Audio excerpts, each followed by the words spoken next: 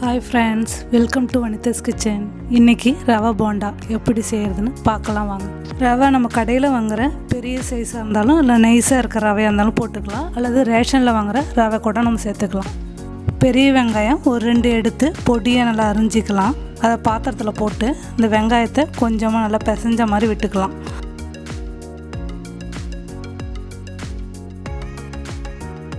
தோலோடு இருக்க பூண்டை ஒரு 10 பல்லு எடுத்து நசுக்கி இதில் போட்டுடலாம். பச்சை மிளகாய் ஒரு 4 பொடியை நல்லா அரிஞ்சு போட்டுக்கலாம். கொஞ்சம் கருவேப்பிலை சின்னதாக நல்லா கிள்ளி போட்டுக்கலாம். கொத்தமல்லி தழை ஒரு கைப்பிடி அளவுக்கு நல்லா பொடியை நறுக்கி போட்டிருக்கேன். கொத்தமல்லிக்கு பதிலாக நீங்கள் கீரை கூட அரிஞ்சு போட்டுக்கலாம்.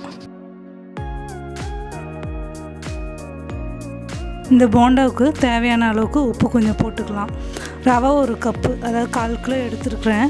இதிலே போட்டு கொஞ்சம் நல்லா பிசைஞ்சிக்கலாம்.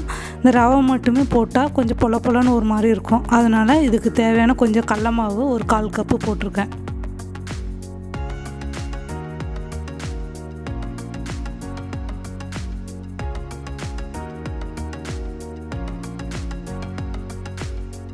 தண்ணி கொஞ்சம் கொஞ்சமாக ஊற்றி நல்லா மாவு பிசைஞ்சிக்கலாம்.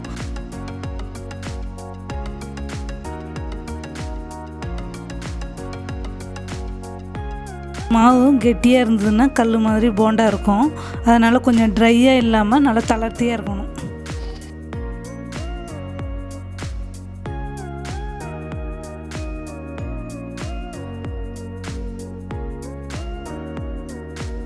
சமையல் சோடா ஒரு 1/4 ஸ்பூன் போட்டு நல்லா பிசைஞ்சிக்கலாம், தளர்த்தியாக பிசைஞ்சிக்கலாம். இந்த சமையல் சோடா வேணான்னா விட்டுறலாம், அது உங்கள் சாய்ஸ்.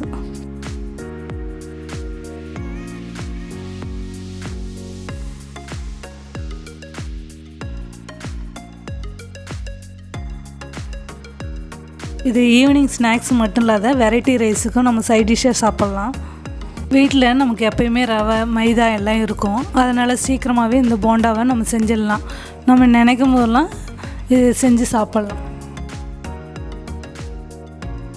ஸ்டவ்வில் கடாயை வச்சு எண்ணெய் ஊற்றிடலாம். எண்ணெய் காயட்டும்.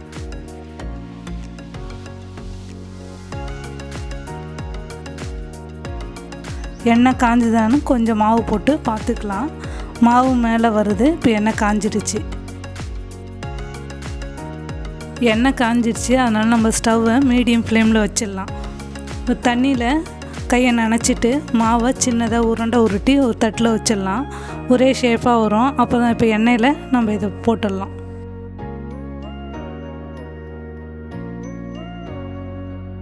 இந்த போண்டா நான் ரவையும் கடல மாவும் மட்டும்தான் போட்டு செஞ்சுருக்கிறேன். நீங்கள் அதிகமாக செய்கிற மாதிரி இருந்ததுன்னா ரவை, கடல மாவு, மைதா மாவு போட்டு செய்யலாம்.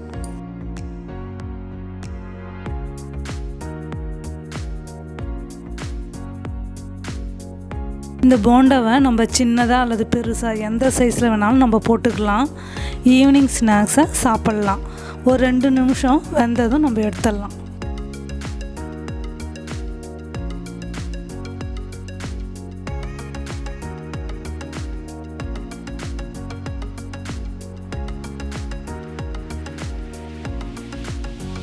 தண்ணியில் கையை நனைச்சிட்டு நம்ம அப்பப்போ உருண்டையை உருட்டி நம்ம அப்படியே எண்ணெயில் போட்டு அப்படியே எடுத்துடலாம்.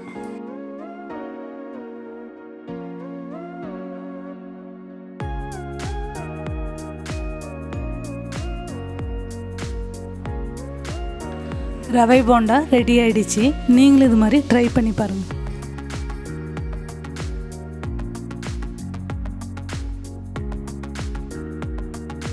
இந்த போண்டாவில் நம்ம கருவேப்பிலை, கொத்தமல்லி, பூண்டு இதெல்லாம் நம்ம போட்டிருக்கிறதுனால நல்லா வாசனையாகவும் இருக்குது, நல்லா டேஸ்ட்டாகவும் இருக்குது. போண்டா பாருங்கள் நல்லா சாஃப்டாகவும் வந்துருக்குது. இந்த வீடியோ பிடிச்சிருந்தா பண்ணுங்க, பண்ணுங்க.